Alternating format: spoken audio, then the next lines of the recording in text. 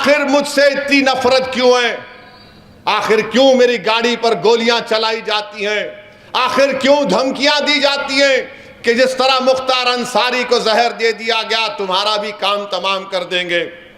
मैं ना कभी डरा हूं ना कभी डरूंगा इंशाअल्लाह ताला। हर बार 13 तारीख को वो तसव्वुर करिए, वो तीर के उस इमेजिनरी फेंकने के लिए अगर मैं तुम्हारे घर के सामने आकर बोलूंगा तेरे घर को बुलडोजर, आप क्या करते? बोलते आओ बता दो ऐसी ताकतों को, बीजेपी आरएसएस को, कि तुम लाखों हरकतें कर लो, तुम तीर इमेजिनरी चलाओ या तुम तीर चलाओ, हम तुम्हारे तीर का जवाब मोहब्बत से देंगे। और याद रखो बीजेपी आरएसएस वालों, ये हैदराबाद है, ये कोई वो जगह नहीं है जहां पर तुम्हारे इन हरकतों से हम तुमको पीठ दिखाएंगे। कि एक बीजेपी के उम्मीदवार किसी एक इबादतगाह की तरफ, मस्जिद की तरफ रुख करके इस तरह से इशारा कर रही है कि उसके तरफ तीर मारेंगे। आज भी तुम सोते रहोगे तो फिर कब उठोगे?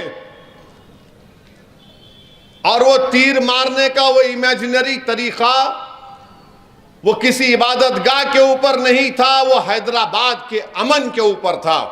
रहमतुल्लाहि बरकातहू। शहनशीन बतशरीफ़ फरमा मजलिस इत्तेहादुल मुस्लिमीन के अरकान असम्बली व क़ायद मुखन्ना मजलिस इत्तेहादुल मुस्लिमीन के साबिक़ा अरकान असम्बली, सदरुल मोतमदीन अरकान क़ानून साज कौंसल, पस पर्दा बैठ कर सुनने वाली मेरी इज़्ज़तदार माँ और बहनों, आप तमाम का बेहद शुक्रिया कि आपने हैदराबाद के पार्लिमानी हलक़े की पहले इंतखाबी जलसे में आपने शिरकत की। मैं अल्लाह सुब्हाना व तआला का शुक्रगुज़ार हूँ कि मजलिस इत्तेहादुल मुस्लिमीन ने अल्लाह सुब्हाना व तआला के फ़ज़्ल व करम की वजह से मुझे 5वीं मरतबा हैदराबाद की पार्लिमानी सीट पर इंतखाबी इलेक्शन लड़ने का मौका मुझे इनायत फरमाया। अज़ीज़ान मिल्लत, बुज़ुर्गान कौम और मिल्लत, गयूर नौजवान साथियों, आप जानते हैं कि मजलिस इत्तेहादुल मुस्लिमीन ने जो मुझे मौका दिया, 2004 में पहली मरतबा मरहूम क़ायद सालार मिल्लत ने मुझे हैदराबाद की पार्लियामेंट की सीट का इलेक्शन लड़ने और आप तमाम की नुमाइंदगी करने का मौका इनायत फरमाया। पिछले 4 मरतबा से हैदराबाद की अवाम ने अल्हम्दुलिल्लाह मुझे हैदराबाद का रुकने पार्लियामेंट मुंतखब किया और बहैसियत रुकने पार्लिमान के मैंने पार्लियामेंट के अंदर जो कुछ कहा, जो सवालात किए, हुकूमत ने अगर कोई ऐसा क़ानून बनाने की कोशिश की जो हिंदुस्तान के आइन के ख़िलाफ़ था तो मैंने उस क़ानून की मुखालिफत भी की। चाहे डॉक्टर मनमोहन सिंह की सरकार हो या फिर मौजूदा नरेंद्र मोदी की सरकार हो, पार्लियामेंट के रिकॉर्ड आपके सामने है। पार्लियामेंट में जो तकारीरें की गई वो तमाम के तमाम आपके सामने है। आप ख़ुद उसको देखकर या सुनकर आप मेरी बात का यकीन भी कर सकते हैं। मेरे अज़ीज़ दोस्तों और बुज़ुर्गों, मैं इस मौके का फ़ायदा उठाते हुए मेरे तमाम मजलिसी रुफ़क़ा से ये कहना चाहूँगा कि अब जो इंतखाबी जलसे होंगे, हमको अपने इंतखाबी जलसों में जो तकारीर हमारी होंगी वो तमाम के तमाम तकारीर क़ानून के दायरे में रहकर होनी चाहिए, क्योंकि मुखालिफीन मजलिस इत्तेहादुल मुस्लिमीन अपने कई लोगों को मजलिस के जलसों में छोड़ते हैं और उनका एक ही मकसद होता है कि कोई ऐसी किसी की तकरीर को उठा लिया जाए और उसके बाद उसको एक इशू बना दिया जाए। तो इस बात का हमको ख़ास ख्याल रखना है। दूसरी मेरी आप तमाम से ये अपील और गुजारिश है, जिसका ज़िक्र अभी अकबरुद्दीन ओवैसी ने अपने बसीरत अफरोज़ खिताब में किया कि पोलिंग परसेंटेज को बढ़ाना चाहिए। याद रखिए, अगर आप अपने वोट का इस्तेमाल नहीं करेंगे तो फिर आप कैसे अपनी पसंद और नापसंद का इजहार करेंगे। बल्कि मैं तो ये कह रहा हूं कि अगर आप मुझे पसंद नहीं है तब भी निकल कर वोट डालिए, ताकि आपकी आवाज़ रह सके। और जो लोग ये समझ रहे हैं कि मेरे एक वोट से क्या होगा, तो याद रखिए, मैं जिम्मेदारी के साथ कह रहा हूं, अगर आप अपना वोट जो आप मजलिस को चाहते हैं और मजलिस को अपनी सियासी आवाज़ समझते हैं, अगर आप निकल कर वोट नहीं डालेंगे तो मुझे ये कहना पड़ेगा कि आप उन ताकतों की तायीद कर रहे हैं जो बुलडोज़र के ज़रिए गरीबों का घर तोड़ रहे हैं।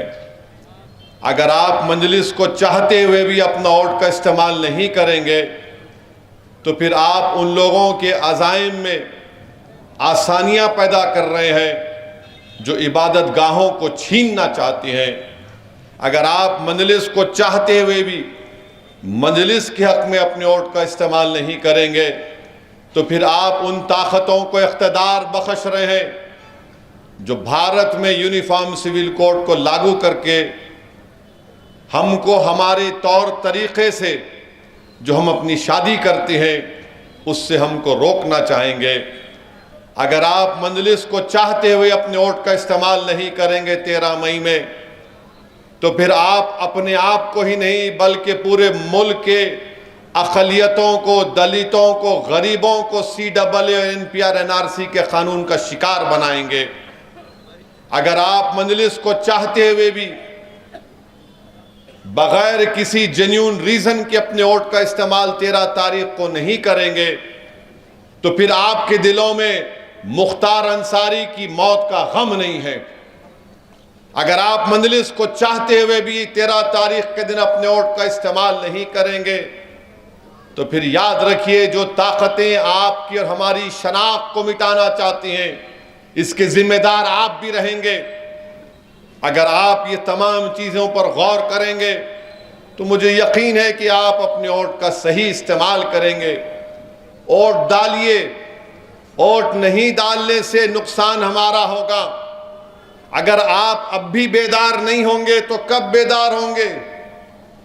बल्दिया का इलेक्शन आया तो बीजेपी का उस वक्त का सदर ने कहा, तेलंगाना का, ये आवाज कहीं को बढ़ा रहे भाई, कम रखो। बीजेपी के सदर ने कहा कि हम पुराने शहर पर सर्जिकल स्ट्राइक करेंगे, सर्जिकल स्ट्राइक करेंगे। और सर्जिकल स्ट्राइक के साथ साथ कहा कि पुराने शहर में यानी हैदराबाद की पार्लियामेंट की कॉन्स्टिट्यूएंसी में यहां पर रोहिंग्या रहती है, बांग्लादेशी रहते हैं, पाकिस्तानी रहते हैं। अब आप देख रहे हैं कि एक बीजेपी के उम्मीदवार किसी एक इबादत गाह की तरफ, मस्जिद की तरफ रुख करके इस तरह से इशारा कर रही है कि उसके तरफ तीर मारेंगे। अब भी आप वोट नहीं देंगे, अब भी आप समझेंगे कि नहीं नहीं असद साहब अब मजलिस जीत जाएगी। मेरे भाई, अगर एहसास है, तकलीफ है, उस इबादत गाह के लिए अगर तकलीफ है तो कम से कम मजलिस के लिए नहीं तो कम से कम उस इबादत गाह की अजमत के लिए तो निकल कर वोट डालो मजलिस के लिए। अगर आज भी तुम सोते रहोगे तो फिर कब उठोगे। और वो तीर मारने का वो इमेजिनरी तरीका वो किसी इबादत गाह के ऊपर नहीं था, वो हैदराबाद के अमन के ऊपर था। वो तीर मारने का इमेजिनरी तरीका जो बताया गया, वीडियो आया, वो हैदराबाद के अमन को खत्म करने के उनके अज़ाइम दिखा रहे थे। वो जो तीर मारने का वीडियो जो दुनिया ने देखा वो हैदराबाद में हिंदू और मुसलमानों के अमन को कमजोर करने के लिए किया गया, वो हैदराबाद में फसादात कराने के लिए किया गया। मैं तो हैदराबाद की आवाम से बल्कि तेलंगाना की आवाम से दर्दमंदाना अपील करूंगा कि असदुद्दीन ओवैसी से आपको नफरत हो सकती है, इख्तलाफ हो सकता है, मगर शहर का अमन तो सबके लिए है ना। अगर हैदराबाद में फसाद होगा तो हैदराबाद की इकॉनमी ऐसी है कि यहां पर 80% लोग अगर रोज घर से निकलकर काम नहीं करेंगे तो उनके घर में चूल्हा नहीं जलता। अगर घर से निकलकर काम नहीं करेंगे तो बच्चों की फीस नहीं दे पाएंगे। तो मैं उम्मीद करता हूं कि हैदराबाद की आवाम उस वीडियो को सामने रखकर 13 मई के दिन उस इबादतगाह को भी देखेंगे और बीजेपी के इस नापाक अज़ाइम को भी देखेंगे। और हैदराबाद के हिंदू मुस्लिम इत्तेहाद को मजबूत बनाने के लिए आप निकलकर मजलिस के हक में वोट देंगे। हैदराबाद में अमन को मजबूत बनाने के लिए, हैदराबाद की इस मोहब्बत को बरकरार रखने के लिए मेरे अजीज दोस्तों और बुजुर्गों, मेरी इज़्ज़तदार माँ और बहनों, मेरी इस बात को याद रखिए कि जो लोग हमारे वजूद के खिलाफ हैं, जो लोग हमारी शनाख्त को मिटाना चाहते हैं, जो लोग हमारी तहजीब को ख़त्म करना चाहते हैं, अल्लाह उनके हरकतों से हमको बता रहा है कि देखो ये लोग ऐसे हैं। याद रखो, अगर इस सब चीज़ों को देखने के बाद भी अगर आप बोलेंगे नहीं 13 तारीख को अरे जीत रही अपनी पार्टी, कोई नहीं हरा सकता, मेरे भाई तो फिर तुम्हारा वोट तुम नहीं दोगे उन लोगों के खिलाफ जो हमारी शनाख्त को मिटाना चाहते हैं, जो सरजमीन हैदराबाद पर फसाद कराना चाहते हैं। निकलो, वोट एक अमानत है, इस अमानत को इस्तेमाल करो मेरे भाई और अपनी जमात मजलिस को कामयाब करो। बता दो ऐसी ताकतों को, बीजेपी आरएसएस को, कि तुम लाखों हरकतें कर लो, तुम तीर इमेजिनरी चलाओ या तुम तीर चलाओ, हम तुम्हारे तीर का जवाब मोहब्बत से देंगे। और याद रखो बीजेपी आरएसएस वालों, ये हैदराबाद है, ये कोई वो जगह नहीं है जहां पर तुम्हारे इन हरकतों से हम तुमको पीठ दिखाएंगे। जमहूरी तरीके से बीजेपी के साथ साथ वजीर आजम और आरएसएस के लोगों से हमने मुकाबला किया इस सरजमीन पर।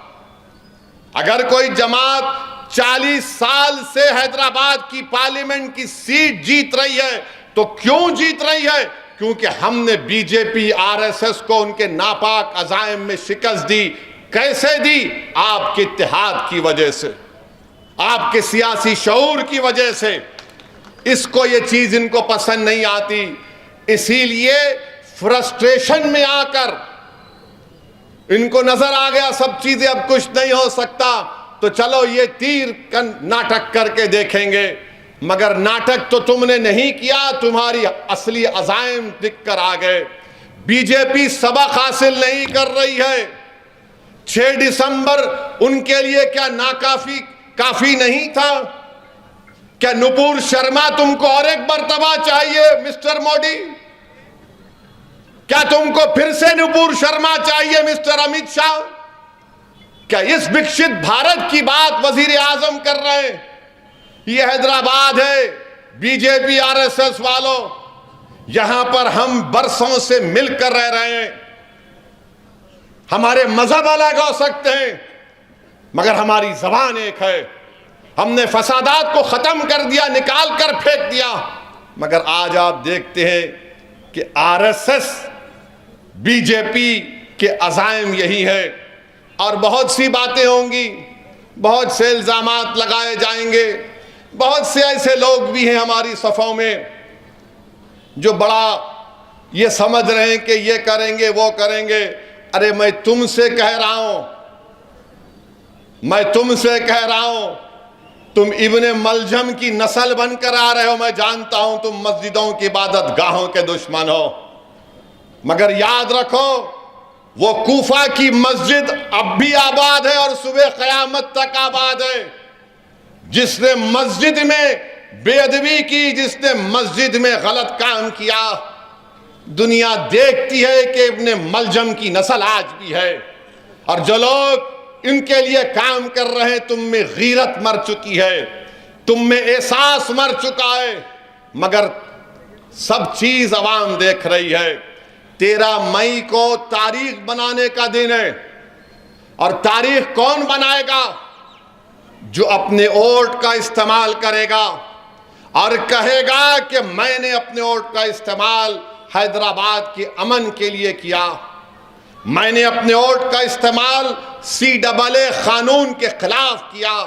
मैं बार बार कह रहा हूं CAA का कानून NPR NRC से जोड़कर देखना पड़ेगा। याद रखो, अगर NPR NRC होगा, नुकसान गरीबों का होगा, दलितों को, आदिवासियों को, अक़लियतों को होगा। CAA कानून के खिलाफ वोट दो। और बात करते हैं बीजेपी वाले, मुझे गाली देते हैं आईसिस, मेरा ताल्लुक आईसिस से है, मेरा ताल्लुक वो दहशतगर्द तंजीम से है। और मुसलमानों से कहते हैं क्यों मुस्लिम और बच्चियां बुर्का पहनती हैं। अब क्या हम मजहब पे चलना तुमसे सीखें RSS वालों? अब क्या हम इनसे सीखेंगे कि कैसे मैं अपने तहजीब पर चलूं? बहरहाल मेरे अजीज दोस्तों और बुजुर्गों, 13 तारीख एक तारीखी दिन हो रहने वाला है। मेरी आप तमाम से अपील है कि आप और हमारे बुजुर्गों ने इस किले को मजबूत किया। असदुद्दीन ओवैसी को देखकर वोट मत दो। मैंने जो तमाम चीजें आपके सामने रखी उसको सामने रखकर वोट दो। पार्लियामेंट में जो कुछ कहना था मैं कहते आया और कहते रहूंगा। आखिर मुझसे इतनी नफरत क्यों है? आखिर क्यों मेरी गाड़ी पर गोलियां चलाई जाती हैं? आखिर क्यों धमकियां दी जाती हैं कि जिस तरह मुख्तार अंसारी को जहर दे दिया गया, तुम्हारा भी काम तमाम कर देंगे। मैं ना कभी डरा हूं ना कभी डरूंगा इंशाअल्लाह ताला। डरना अल्लाह की जात से है, इन जालिमों से डरना नहीं है हमको। मगर याद रखिए, मुत्तहिदा तौर पर अपने वोट का इस्तेमाल करिए और बार बार 13 तारीख को वो तसव्वुर करिए, वो तीर के उस इमेजिनरी फेंकने के लिए। अगर मैं तुम्हारे घर के सामने आकर बोलूंगा तेरे घर को बुलडोजर, आप क्या करते? बोलते आओ। आप क्या करते? आओ बोलते आप। यहां पर खाली ट्रैफिक में अगर हो गया तो घसते, खड़े हो जाते। ये हैदराबाद को खतरा है बीजेपी RSS से। हैदराबाद के अमन को बर्बाद करना चाहते हैं। हमको अमन को मजबूत करना है, भाईचारगी को मजबूत करना है और तेलंगाना से बीजेपी का सफाया करना है इंशाअल्लाह ताला। तेलंगाना से बीजेपी को सफाया करना है, मजलिस को कामयाब करना है। बहुत बहुत शुक्रिया। अस्सलाम वालेकुम व रहमतुल्लाहि व बरकातहू।